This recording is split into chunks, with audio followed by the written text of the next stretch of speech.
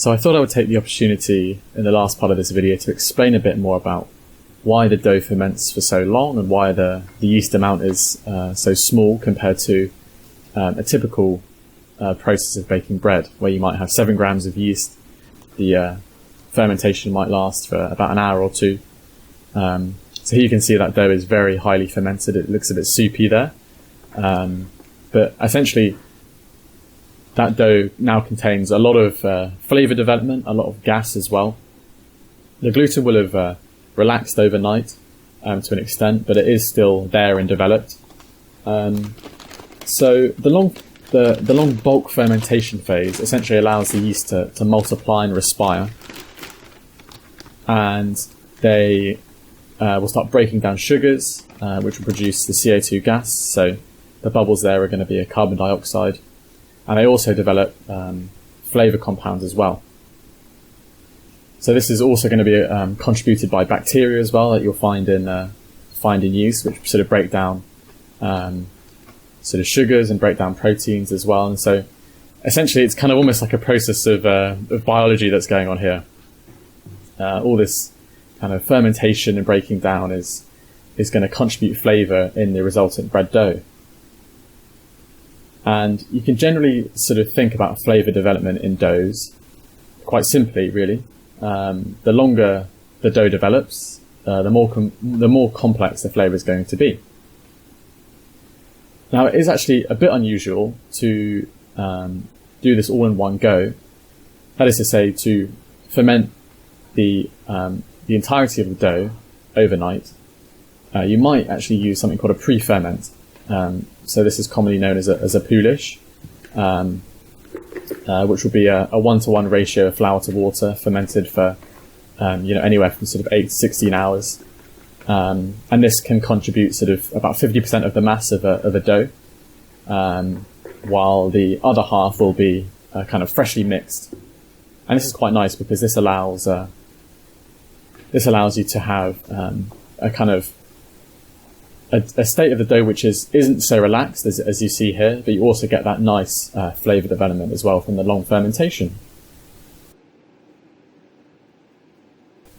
So I'll just quickly commentate what I'm doing here. So at this point, I'm sort of cutting flour underneath the dough. So when shaping the dough, you want to make sure that it's not actually stuck to the surface that you're using. So you do actually have to use a little bit of flour here, a bit more than I'd almost like to be using, but it just essentially means that it doesn't stick to everything. So here I'm just doing a nice line of flour down the middle of the dough, and I've shaped it into kind of a roughly square shape. So all I'm doing here is separating it into two different loaves, essentially, or resultant loaves. So I'm doing a nice sort of cut down the middle here with the dough scraper.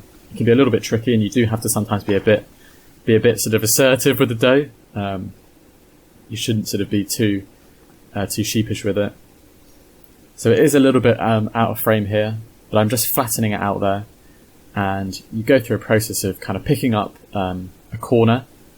Although there's not sort of exact corners there, but you pick up a corner and bring it into the center, and you go around the dough, bring it in those corners, folding it over itself, and you do a slightly larger fold at the end there, and you kind of have a bit of a messy kind of log, or a kind of, I guess it is in a ball shape at this point. Here I'm kind of just tucking those kind of slightly fringe pieces underneath. And you will have also noticed as well that I brushed away a lot of the flour on the work surface, and this is just to prevent incorporating more flour, which can kind of get stuck and kind of caught up in the bottom of the loaf. So here I'm dragging that dough forwards or towards me, and I'm allowing it to catch on the front side. So I'll flour up the kind of back side, and allow the front side to be a little bit stickier, just so it kind of rolls underneath as it moves.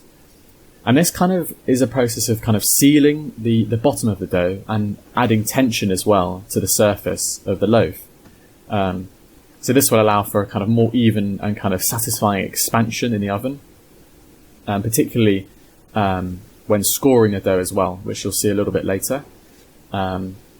If you weren't going to score the dough, then you might not want to close up the bottom of the dough as much as I'm doing here, but I'm just kind of nestling it around in order to really kind of like nicely seal the bottom, so you don't have any kind of unincorporated bits of flour in the bottom. So here I've just flipped it over and I'm dropping it into a floured Banneton. Unfortunately you can't see that there, I mean there's not too much going on.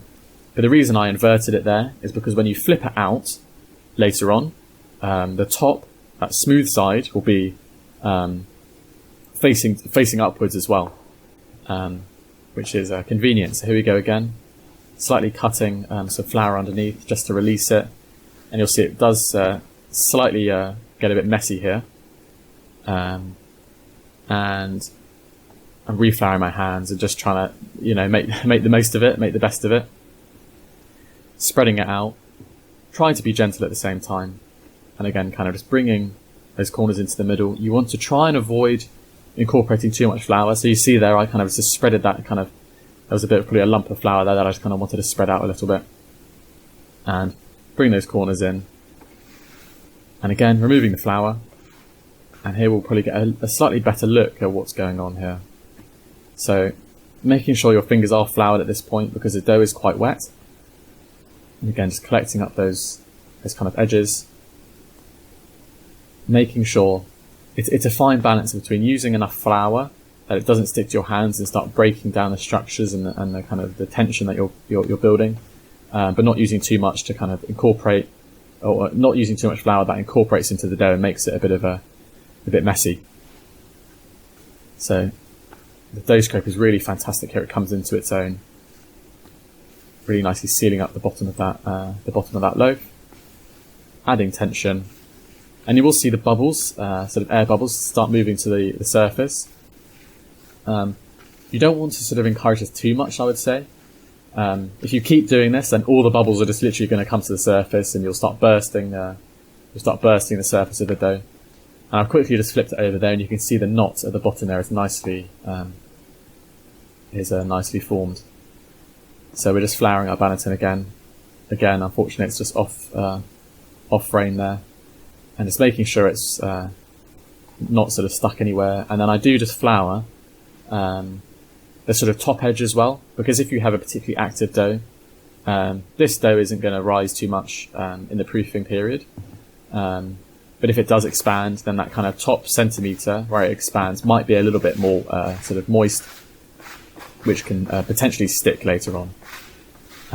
So just clearing up here, and we will be covering these up and leaving them. So this dough proofs for about an hour, and it'll go into a hot oven. So at this point you're going to be preheating the oven as well. It's going to go into a hot oven with that the sort of cast iron pot that I've got. You start it off really hot, sort of 250 degrees, but you drop that down as well to try and prevent burning. So an hour has passed at this point, so I'm just nicely flouring up our work surface again, just to make sure the dough doesn't stick. It is quite an upsetting moment to have the dough stick at the very last moment.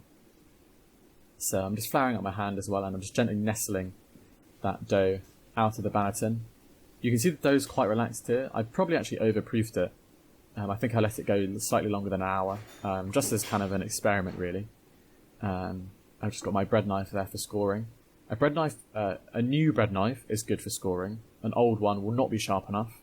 Your kitchen knives also probably won't be sharp enough to score a loaf of bread. You can buy something called a lane, which essentially is something that just holds a razor. And so here we go. The dough's in the hot pan out of the oven and nicely scoring on the top there. You can see it's performing a pretty much a clean cut there. And I'm going to put my heat-proof gloves on again because this is really ripping hot, and it's going to go back into the oven. So here will just be an unlidding of the dough as it comes out the oven. And you will have to play around with oven temperature. Essentially you want it to get it as hot as possible. It depends on the sort of material that you have in your pan. But I find if I go really hot, then the dough can burn.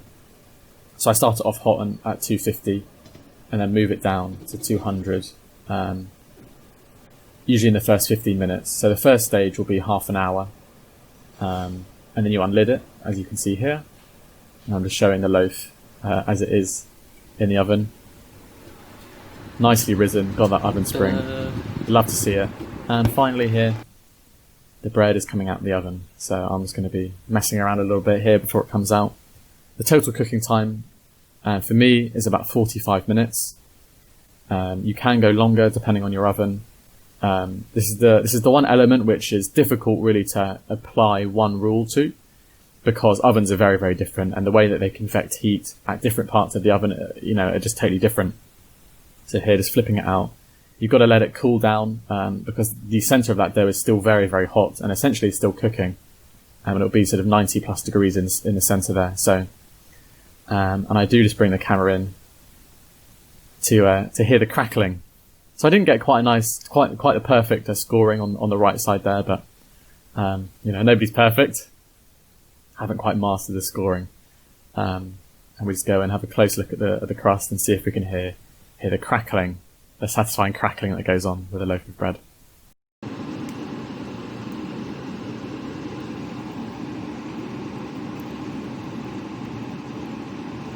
So finally here we get what is known as the crumb shot of the bread.